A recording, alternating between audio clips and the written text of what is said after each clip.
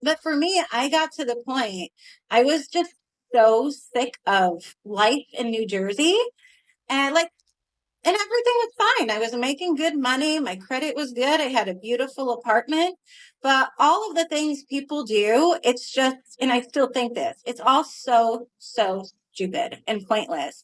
Everyone's just going to work, doing their job to make money, to buy shit they don't want or don't need, and doing things to impress people. And quite honestly, I was disgusted with it all. Like, I was just so done and didn't want to live that life. I was like, what am I doing? To the point, my business is fine enough. I'm pivoting to do retreats in Costa Rica. I'm just going to go for it because I don't want to live the way I'm living anymore. It's just, I'm done.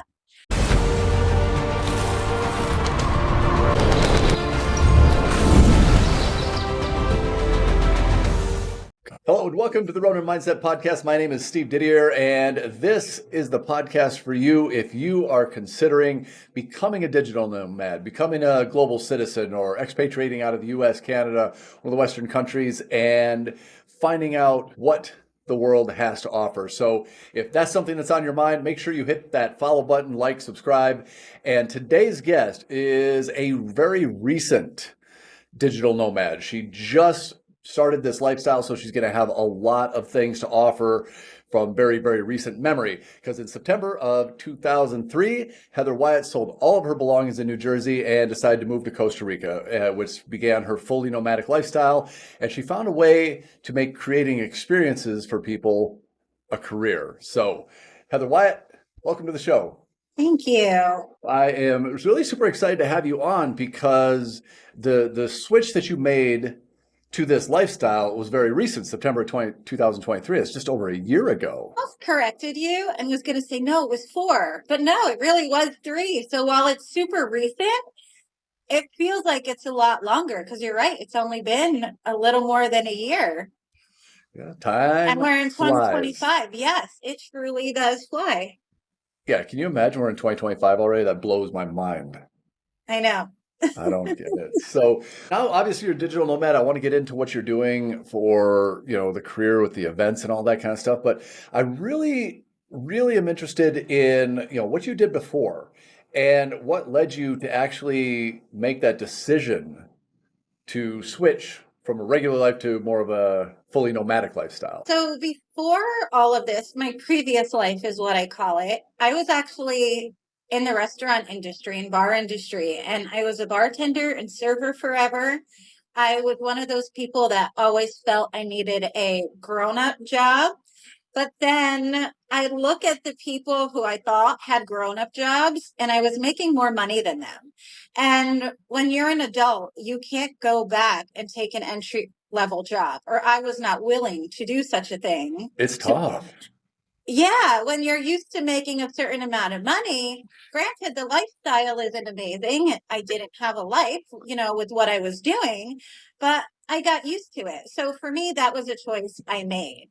But like so many of us, once 2020 hit, it was like that changed the industry for me. And that's when I kind of made a pivot into what I ended up doing and got me into the entrepreneurial world. And I journeyed into the world of coaching. And I decided to become a health coach and enrolled in a program for that. I've always been interested in what my own health and wellness. So I thought that would be a good avenue for me.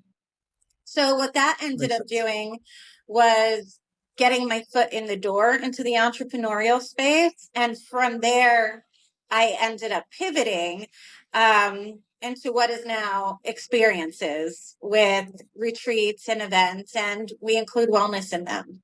Okay. Well, tell me about the coaching, because that first transition you made from more of a regular job, bartending and serving, how did that transition work going into coaching? How did it work? I mean, that itself was a mindset shift because you're used to going to a job and working your hours and making money and just doing what you're supposed to do and leaving. But then when you're starting your own business, you suddenly have to do all of these things that you've never done before.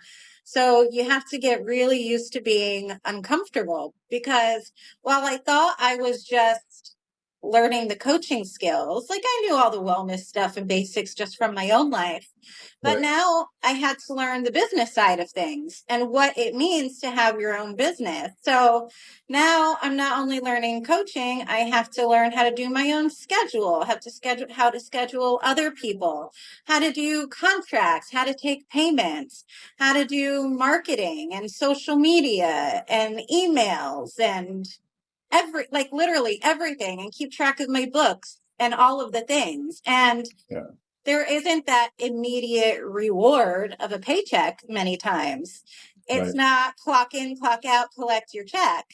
It's there's no immediate gratification and there's no walking out the door. There's always something to do.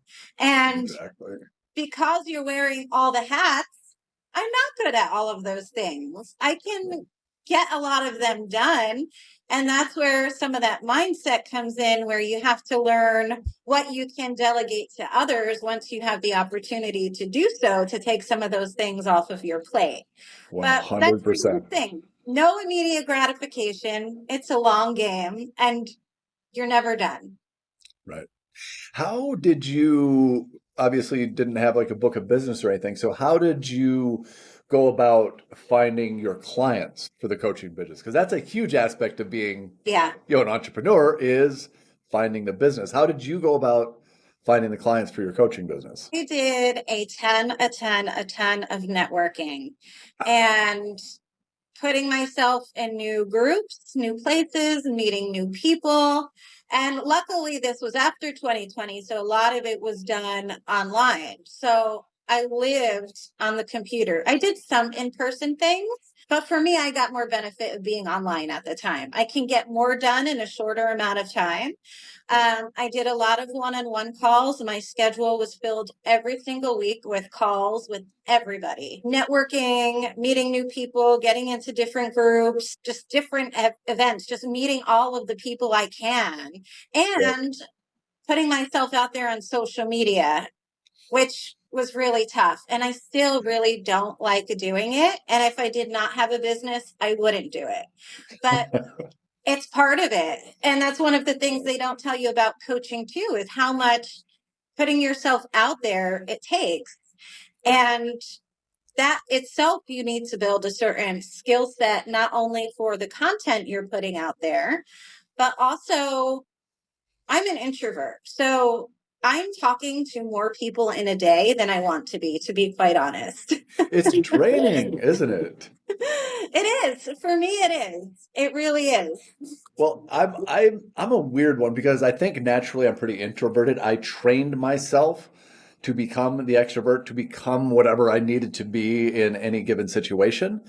But what I find, even though that's a natural thing for me now, it still drains my social battery. I've got a limit of how much social interaction I can do with people, and then I'm just shut down. Yes, I totally hear you with that because I people very well. I mean, it was part of my previous job to be able to do so, but I can't be on all the time because it drains me. And when I get Mhm. tired, I start acting out of character. I get a little bitchy.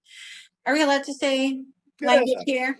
Because I'm we're all adults irritated. I'm here. tired, I can't be on all the time. And some people thrive on that. I do not. I need to turn it off. I need to people and go home. And with the internet, you don't have that. And it's not easy to just turn it off because we're meant to be addicted to it. Yep, that dopamine rush.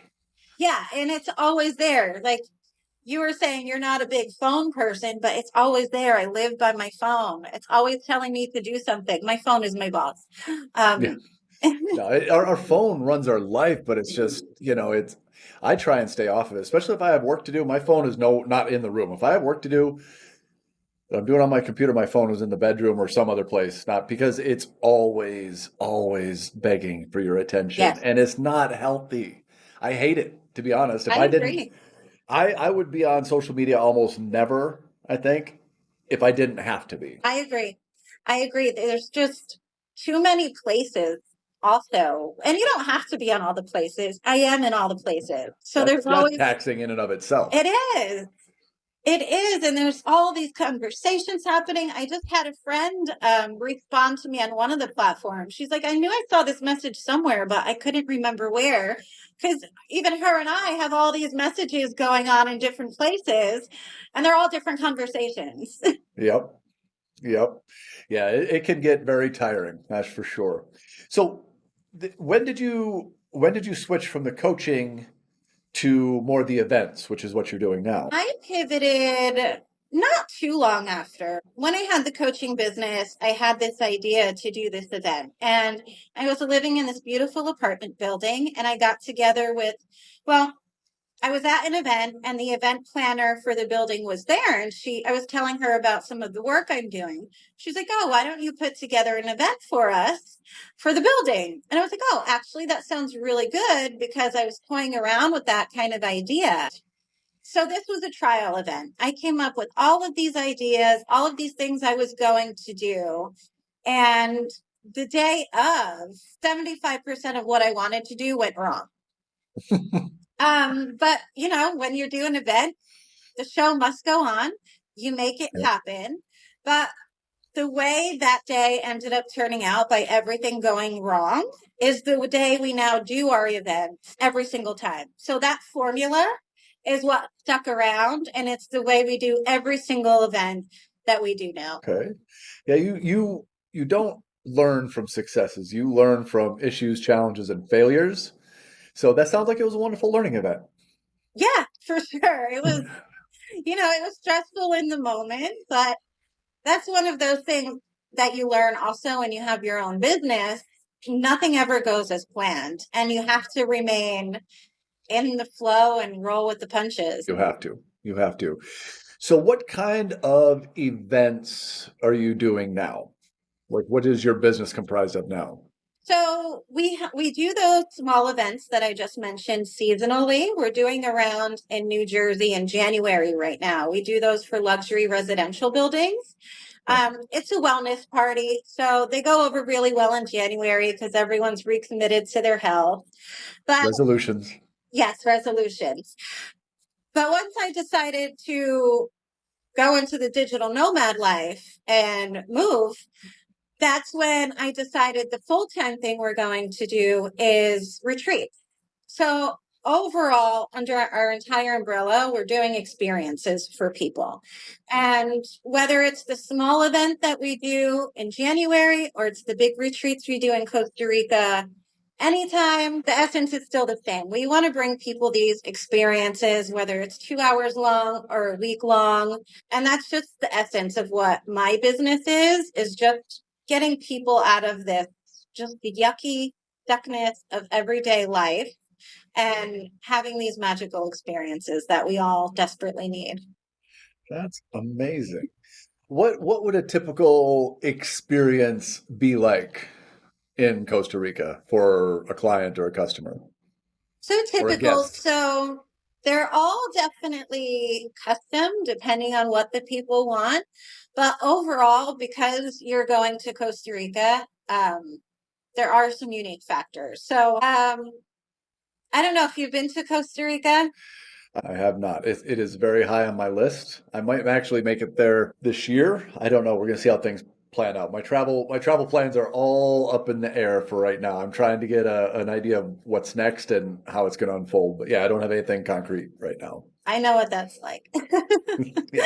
But I'm in Mexico right now, so I don't hate it. It is a little too cold for my taste.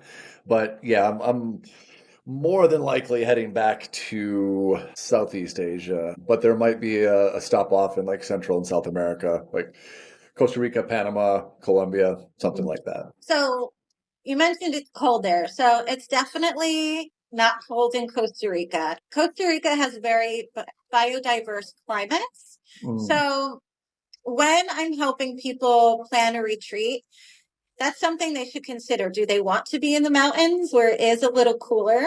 It's still warm, but it's cooler. There's rainforests all over the country. There are volcanoes, there are lakes, there are beaches and oceans where it's super, super humid. I'm a beach and jungle kind of girl, so that's my total vibe. I like to look in the backyard and see monkeys and be able to walk to the beach and fight off monkeys trying to steal people's stuff. Yeah, That's how I like to spend my day. that sounds like paradise, to be honest. But the experiences are pretty typical. I mean, roads are pretty mountainous. I don't like to drive in Costa Rica because I don't like to drive ever, but the roads are very hilly and windy and up and down. There aren't guardrails on the roads on these big mountains. So one small slip to me feels dangerous. It's fine if you're used to driving those roads. I prefer to let people that know how to drive those roads do the driving. But the water is very safe to drink. It's so lush. There's jungle everywhere. There are beaches. The views are incredible. The people are so welcoming. It's very safe. I think that's one of the reasons that I fell in love with the country. There are the freshest fruits possible. The food is delicious. And you just feel that the second you arrive. It's just like such a welcoming world. Yeah. And I'm in New Jersey right now, and I feel like I'm on the hamster wheel in a cage, stuck in concrete. And Hmm. Costa Rica is just freedom. There's fresh air, none of this artificial AC and heat blasting. They have air conditioning, but you don't need it. It's fresh air, it's oxygen from the trees, it's looking at these cool bugs and animals and flowers. It's just breathtaking. You just see how small you are in the world and how magical everything is around you. Yeah, I've heard nothing but good about Costa Rica, except for the cost of living. I guess it's really expensive for Latin America Yes. anyway. But other than that, yeah, I've had countless friends tell me about it. And it just sounds absolutely amazing. Especially, I love nature. I love the jungle, the beach, Mhm. wildlife, and yeah, all of that stuff really appeals to me. So I'm going to have to make it a point of getting down there soon, I Yeah, think. you would love it then. You would. And even Costa Rica is such a very small country, but there are so many different, just, climates, areas, places to explore. The waterfalls are amazing. Yeah, I can't wait. Can't wait. Well, let's talk about what really fascinates me is the mindset shift that needs to take place for somebody to go from, a quote unquote regular life to a fully kind of nomadic life. That takes a lot of, what's the word? There's a lot of mindset stuff that goes into Yeah. that because I talk to a lot of people all the time who say that they want to do what I do. They want to travel. They want to live abroad. They want to do this. And I've had people that have been telling me that for years. I'm like, well, do it. You keep saying you want to. I mean, if you don't want to, that's fine. I don't care. This lifestyle is not for everybody. For those who are always saying, Yeah. "Hey, I really want to do it," but they always come up with some manufactured reason Hmm. to, put it off. Well, I'm gonna put it off until this, or the kids are out of school, or I get, whatever it is. But then there are some people who really want it, and they make that mindset shift, and that's kind of a rare thing. So, what was it going on with you when you were going? You're doing the events. What made you want to travel, and what made you take the action? I think you're right. There definitely is a big mindset shift. And, I've been saying this for several years that I'm just going to go to Costa Rica. Um, like I'd always want to. And every time I'd been to Costa Rica, that was always the feeling I had. I don't want to leave. Like, I just want to stay here. And so the things you just said, that's kind of a pep talk I had with myself. Well, just do it. But for me, I got to the point, I was just so sick of life in New Jersey. And and everything was fine. I was making good money. My credit was good. I had a beautiful apartment. But all of the things people do, it's just, and I still think this, it's all so stupid and pointless. Everyone's just going to work, doing their job to make money, to buy shit they don't want or don't need, and doing things to impress people. And quite honestly, I was disgusted with it all. Like, I was just so done and didn't want to live that life. I was like, what am I doing? To the point, my business is fine enough. I'm pivoting to do retreats in Costa Rica. I'm just going to go for it because I don't want to live the way I'm living anymore. It's just, I'm done. I was done. So I think that's like the first thing. It became less of this is a great dream to a necessity. I could not live the way I was living anymore because I was miserable. I think sometimes you just hit that point where you're just done. Yeah. Yeah. And then that's that, I've talked to a lot of people and I've had people on this podcast too who said they always had that dream. Maybe it was a particular country they wanted to live in, like you with Costa Rica, or they keep telling themselves they want to do this, and years have gone by, but then it took some major event like illness, like cancer or the death of a loved one or something like that, for them to actually make that mindset Mhm. shift and make it happen. Yeah. And I think that I don't know, I don't want to call it sad because, again, I'm not trying to force this sort of lifestyle on anybody. But for the people who really want it, and it's not just lip service, tomorrow is never promised. Mm-hmm. So if it's something that you truly want to do, something that calls you and it's in your heart and in your soul, there's no time like the present. Totally agree with you. And I will say it's sad. I'll go that far to say it because that's kind of how I looked at it. My biggest regret in life is one, yeah, for me to die tomorrow and I didn't do those things, but also to be an older person and realize I didn't do all the things I wanted to. That is the saddest thing that can happen in my life. Yeah. And so I made the choice. I'm healthy enough. I'm smart enough. I got this business thing going. Now's the time I should be doing it when I'm capable enough to go on these adventures and figure it out while I can. So that was my little like come to Jesus moment where it was like, yeah, it is now or never. Like, just do it. What's the worst thing that can happen? Right. Exactly. What's the worst thing that could happen? You get to Costa Rica, you hate it, you go back to Jersey. Right. I Right. mean, And even it's that pretty much wouldn't be a it. failure. Yeah. And even that No, wouldn't be a failure. I still did it. right. It's actually a win because if you do it and you don't like it, you can go back and you don't have that nagging question in the back of your head or something that's going to be bugging you when you're laying on your deathbed like, shit, why didn't I try it?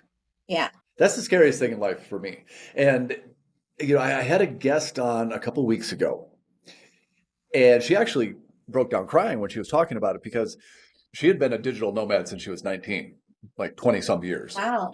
And her dad, she was very, very close with her dad. And he had all these travel plans. And, okay, when I retire, I'm going to do this. I'm going to go here, and that was his dream life. He was just going to put it off till retired. And I guess shortly before he retired, he got ill and he can't travel. Mm. And now he's sitting on all this money that he busted his ass trying to earn and put all of his dreams, stuff that he really wanted. It wasn't just kind of idle, that'd be kind of cool. It was stuff that he really wanted to travel to these different countries and experience these different things. And now he's sitting on all this money and he's too sick to travel anywhere. Yeah. See, that's so sad to me. And I consider it a blessing and a curse that I kind of look at everyone around me and I'm like, what are you doing? Oh, when I retire this, when I retire that. That day is not promised that you're going to get to do any of that. So same thing, like people say to you, oh, I wish I could do that. Do it. That's exactly what I say too. Do it. Yeah. And, I think I always say I make it look glamorous. And I'm sure you do too, but there are things you deal with on the journey. It's not always glamorous. It's not always fun, but I'm willing to do it and go through it. Yeah. People sit home and they're like, oh my God, you're doing all of this. It must be great. Well, you do have to be prepared to go through some of the things, and not everyone is made for that. No. It's a different set of problems, though. Everybody has It is. problems. We are It is. humans. It's part of the human experience. But these are the types of problems that make me feel alive because your brain has to be active. You've got to Yeah. figure things out. You have to Yep. be adaptive. You have to be flexible. Yes. And you've got to be able to figure things out on the go. And that's the kind of thing that makes me feel alive. Those are the kind of problems that I would rather deal with than, rush hour traffic every single morning or whatever it is that people deal with. I agree. I totally agree. Yeah, I can't do that. But yeah, there's problems no matter what. So what was it like when you booked that ticket from Jersey to Costa Rica, and You that know, it wasn't a 2 week vacation or something like that, like you've done in the past. Like you were going there. I was very prepared, but it was difficult. Even leading up to it, there's a whole, I don't want to say it's a grieving process, but it kind of is getting rid of all of your things and stuff. And I was ready to part with them, but just going through and knowing that's it, I'm done, feeling the memories that come along with it. Okay, you're entering a new chapter. So I was very present in the whole process. So when I booked the ticket, I knew it was great, I'm ready. But I was also a little nervous. And people would always say, like, document the process, put it on social media. And I didn't want to do that. Like, I didn't want to be capturing everything in real time because I wanted to be present for it. And it was scary. I didn't know what I was doing. It was just like one step at a time trying to get through this. It was great. I'm at the airport. Okay, I'm here. Now what? I'm here for 2 months, next 2 months. And I didn't want to live that in real time on social media for the public.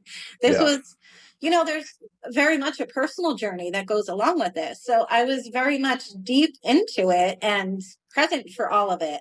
So it was exciting. I was ready. It was scary. Looking back on it, it's like, oh, that was easy. I could have done that anytime.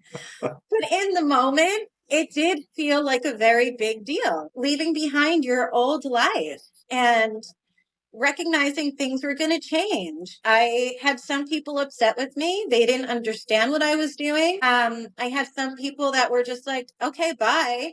I was like, wait, what the hell? No one's going to miss me? Like, nobody said to stay. Not one person said to stay. And in the time, like, I was really broken up about it. But hindsight is 2020, and I realized they were encouraging me because I was always talking about it, that it's something I wanted to do. So it was everyone's way of being supportive, like, yes, go, like you're meant to go. But in the Yep. moment, I'm like, miss me. And That that's another feeling that is unique because when you are living your regular life, like I used to bartend as well. Okay, I knew next week, I'd be bartending Thursday, Friday, Saturday nights. I have Sunday off. I would do this, and the next week I'd be bartending Thursday, Friday, Saturday. Mhm. There wasn't any. There was a kind of a degree of certainty, I guess, that just went with life, or just this kind of, oh yeah, it's just okay. When I left Vegas, because I was in Las Vegas and I drove down to Playa del Carmen, Mexico. I put 2 suitcases, a box, and my dog in the car, and we hit the road. And I remember very distinctly driving on 215, the Beltway, and heading out and heading south. And I had driven on that road, what, thousands of times during my 16 years in Vegas. And when I was driving on that, I was noticing every single little detail. I felt alive and I was looking at this and I was like, all this stuff that I would just drive past blindly because I'd done it 1,000 times Yeah. before, I was noticing everything. And there was none of that just normal, oh yeah, I know what I'm going to be doing next Thursday, Friday, Saturday. It was, I have no idea what my life is going to look like tomorrow, next week, next month. I have no clue. And for me, that makes me feel alive. Yeah. And as you're saying that, I remember going through in New Jersey and eating all of the things that I would miss, like pizza and bagels, because I knew I couldn't get those things in Costa Rica. But as you were talking, it also reminds me, like, I definitely felt like there was a death of me in a way, Mhm. especially as I was like giving away all of my things. It felt like I was preparing, like, to die in a bit. And not to sound morbid, but a piece of me did because I was starting a whole new chapter and a whole new life. Yeah. And what you said, there is no certainty. I remember one of my friends talking to her, and I'm like, oh, so you're here until when? I don't know, the next 2 months. Then I don't know what. I had a friend who was traveling the world. Like, she didn't know what she was doing from 2 weeks from now. And I couldn't wrap my mind how people could live like that because I'm such a planner. But now I'm that exact person. I'm like, okay, I know what I'm doing until this day. After that, I don't know. And now I see it makes other people nervous. I'm like, why are you nervous? I'm not nervous. Yeah. But it is, it's really fun. You get to be present, and you do. There's no time to get comfortable. Everything is an adventure. So much so, there are times I'm like, oh my God, I just don't want an adventure today. I want a week of no adventures because it's so much. Like sometimes I'm like, all Yeah. right, just pause a little bit because you do live in that heightened state so Yes. often, which is great. But It sometimes I'm is. like, It's great because it makes you feel alive. And like for me, colors are brighter. Everything seems so much more vivid because you're not just sleepwalking through life, you're actually yes, yeah, present and you're experiencing stuff that's brand new. You know, when you see the same thing over and over again, you go to the same job, you get in the same car, you drive on the same roads, you do everything over and over and over again. You just kind of get numb to it. You don't even notice. yeah. You're just sleepwalking through your day, through your life, and it couldn't be any further opposite from that when you're traveling because, like you said, you don't know. You don't know what tomorrow's going to look like. Yeah, it's so funny that you say that because I remember walking my 10-minute walk from my apartment in Costa Rica to the beach, and it was, oh my God, this, that, everything's so beautiful. But after 2 months, I went to the beach. I was just at the beach, and I don't remember walking there because Mm-hmm. I had gotten so used to walking that path every day. And so, like, fast forward this whole time, like now, I'm not staying in one spot at all. Like I don't have one apartment. There is no home to go back to. There's no one place I keep my things. And I'm just on the go all the time. Yeah. But that's the beauty of it. There, I have to make every place home. Everywhere I go is home, Yep. and everything is new. So even if it's another city in the US, I spent a little time in Texas, and that was great because I'd never been there before. Yep. And for me, even in a beautiful place like Costa Rica, you can get stuck and stagnant. So Mm-hmm. I like to keep moving for the exact reasons that you describe. It's seeing something new, everything's fresh. Once I start to get used to things too much, that's when I know it's time for me to go again. Yeah. I mean, the exact same way. The exact same way. And like I've been in Mexico now for almost a year and it's killing me. Now, there are pros and cons to everything because I've got my little podcast studio set up. Everything is dialed in. It's very easy. Beautiful. Yeah. And that's a full different because when I started podcasting, I was podcasting from a different spot like every 2 weeks. And I loved that, but you don't know what the lighting is going to be like. You don't know what the backdrop's going to be like. You don't know what the audio is going to be like. There's all these different things. Right now, I can sleepwalk into my little studio here, turn on the camera, and just start talking. I don't really have to think about much. Yeah, I totally relate to that. And like you said, there are pros and cons to it. Pros and cons. But yeah, it's time because it almost gets physically painful for me if I am in the same place for too long. I start to play these mental games with myself, and I just need to be on the road, and we'll get there soon enough. So, are you pretty much going to stay around the Costa Rica, Central America area, or do you plan to branch out with your nomadic lifestyle and your retreats and all of that?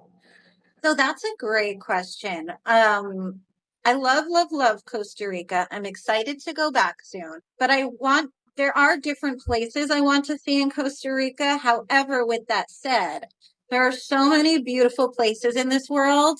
I don't want to commit to any just one place. Yeah. And so you mentioned Panama earlier. That's a place I want to check out. I want to go spend some time in Guatemala. There's a beautiful volcano I want to hike. And so this is 2025 is me recommitting to my health goals to better my business. And also, I need to get myself in shape enough again to be able to do this volcano climb because me right now probably can do it, but I'd suffer. Yeah. I want to suffer less when I do it because it sounds really awesome. So I really want to Yeah. do that trip this year. But also just for retreat opportunities. Like you said, Costa Rica, the cost of living is quite high now, especially compared to Mexico, even though that's changed over the years. But Costa Rica is very much in line with US prices. And Wow. so when it comes down to planning a retreat, it's not as cost effective as people think it is.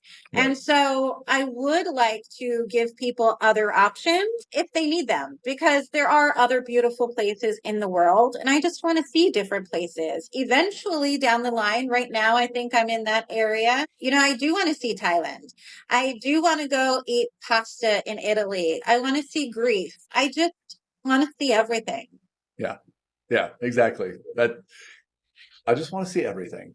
And I have never found a place that I have just resonated with and be like, okay, this is my spot. I'm going to home base out of here. I made a home base out of Mexico for many years off and on, especially Playa del Carmen. But a lot of that was out of necessity because I had a big dog. So I needed a really solid home base, and, flying, he was like a 100-pound pit bull. So flying was out of the question. So we had to drive, but I had good pet sitters. So I could base out of Playa and travel from there and go wherever Yeah. I wanted. But when he passed a couple years ago, that was okay. That just opened up the entire world. And that's why, the first thing I did was, I went up and spent a couple months with my family and, hung out with family and friends and really got some good quality time in.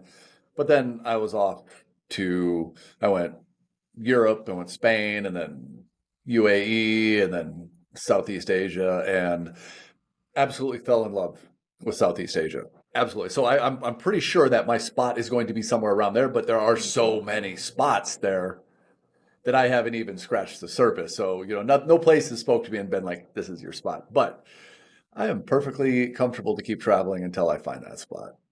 Yeah, I agree. And I don't think you have to pick one. And there might be a place that might be your spot. Like for me, it has been, and it is Costa Rica right now, but it can change. Things change, and even when you're there, you change. Things around you change. It doesn't have to be a once and forever thing. And this is Right. something other people cast judgment on me too. Oh, I thought you were moving to Costa Rica forever. Why are you in the US? Because I feel like it. I felt like But I can be. tomorrow I can be another place. And that's Yep. just one of those things where you have to just really be strong in yourself and forget what other people say and know that it's okay to do what's right for you. You can listen to your own intuition, which I'm really, really big on. Do whatever you feel like it. You don't have to live by anyone else's rules or what they think you should be doing. I think that's a really big problem with a lot of people. I personally never really experienced much of that. I was always very independent and like, screw everybody, I'm going to do what I want anyway. But when I'm talking to people, like I mentioned earlier, and they give all these reasons, I really want to be like, do what you do and kind of be nomadic. But then when I ask them why they aren't, a lot of times it boils down to expectations of other people, friends, especially family, Yeah. parents. And it's always been kind of foreign to me, but I understand that it's a real thing and something that, people really have to let go of, in my opinion. Yeah, I agree. Even now, my mom says to me, can't you just get your own apartment and just like a normal job? No. Why? So you feel Why? better that I'm not flying around the world and you don't know where I am? No, absolutely not. That's my nightmare. Yeah. You live your life. Right. I live Exactly. mine. Yeah, exactly. Like, no, thank you. So you just being strong in yourself, and that's why I'm still working on myself, as we always should be, to It's be always a journey, as you know. solid as I can. Yeah. Well, that'll be excited. I think you'll really love Southeast Asia when you get over there. It's amazing. I know I'll have to ask you for ideas because, like you said, there's so many places. Yeah, well, hit me up. I will more than likely be over there. My plan right now is to buy a condo in Bangkok.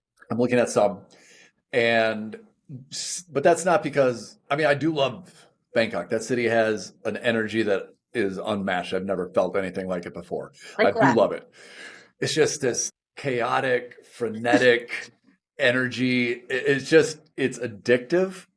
It really is. It's like I said, it's something I've never really experienced before. I felt the same thing with Ho Chi Minh City in Vietnam as well. But the reason I am going to buy in Bangkok is, well, one, it's such a great hub. You can get all over Asia, down to Australia, New Zealand, all that. It's the for travel purposes, it's super easy to connect anywhere in that world. Oh, that's fun. Australia is definitely on my list too. Yeah, me too. I haven't been to Australia, New Zealand, and I've got some friends there, and I can't wait to go. So that's why I think I'm gonna base out of Bangkok, use that as my home base for a while, and if I'm not there, I can always Airbnb it. So that's kind of the plan right now. But it's fantastic because flights around there are super cheap. Mhm. I got from Thailand to Ho Chi Minh City on a last minute ticket for $49. Nice. Yeah. So, it's a very, very convenient spot to explore that region of the world. I like it. I'm excited Yeah. for you too, and see Can't what wait. ends up happening. Well, if I'm over there and you decide to come over there, hit me up. I'm more than happy to give you any sort of tips or tricks or insights in the area. Yeah, for sure. I always like to know, not always, I mean, but it's helpful to know people there when you're Yeah. traveling. I think men do have a little advantage traveling solo than women do because there are some places you have to be more cautious. Yeah. Um, And for me, like I speak enough Spanish to get by on my own. So that's very helpful. But even though it's exciting, I do get a little nervous going places where I don't know the language at all, just for safety reasons, just because I like to catch the tone of what people are talking about, even if you can understand a few words here and there. Yeah. It's super helpful in just getting by. And there, the language isn't even remotely the same, like Italian might be, and it's in different letters and symbols. So in this case, I would feel so much better having a person there that knows the landscape. Yeah. No, it's always good to have a little local insider information when Insider you touch knowledge. down somewhere. Yeah. Yeah, for sure. So what's next for you? I know you're in New Jersey now. When do you have any concrete plans to head back to Costa Rica? Not just yet. So that's in the works. I'm thinking we have a bunch of events happening right now for a couple months. I'm thinking possibly April. Um, so when my next step when I do go down to Costa Rica is to connecting with some awesome friends that I met there and also doing research with retreat centers that are coming up and happening and places that my potential clients have been inquiring about. So when I do go back, my journey is going to be a little more intentional. I want to explore different places than I have been. Like we talked about, it's like I was just in those spots for too long. Yeah. And all of Costa Rica is a very small town feel. And while it's cute and that's great, I get bored very easily. I want to see different things. So when I go down, I don't think I'm going to stay in one spot for too long. It's kind of like 2 weeks here, 2 weeks there, 2 weeks there, link up with the people I've been meeting, the venues I want to see, because that feels good to me too, just to keep it moving. So how can people find you if they want to participate in some of these experiences or hire you to put something together? Where can people find you? So the best place, we're working on a website now, revamping everything. So I'm not going to send you there, but I am on LinkedIn. I am on Instagram, at Goddess Getaways or at _Heather Wyatt. I am on Facebook. You can find me on any platform. I'm there. Okay, sounds good. Well, I'll put all that contact information in the show notes and the YouTube description. But in the meantime, I really do appreciate you coming on and sharing some of your experiences. I think that can be super helpful for people, especially if they're kind of on the edge about making that decision and making this kind of lifestyle a reality. Yeah, thank you for having me here. I'm so grateful and so happy we did it. And if somebody is on the edge, I say just do Do it. Absolutely. it. 100%. I agree. All right. Thank you, Heather. We'll talk to you soon. Awesome. Thank you.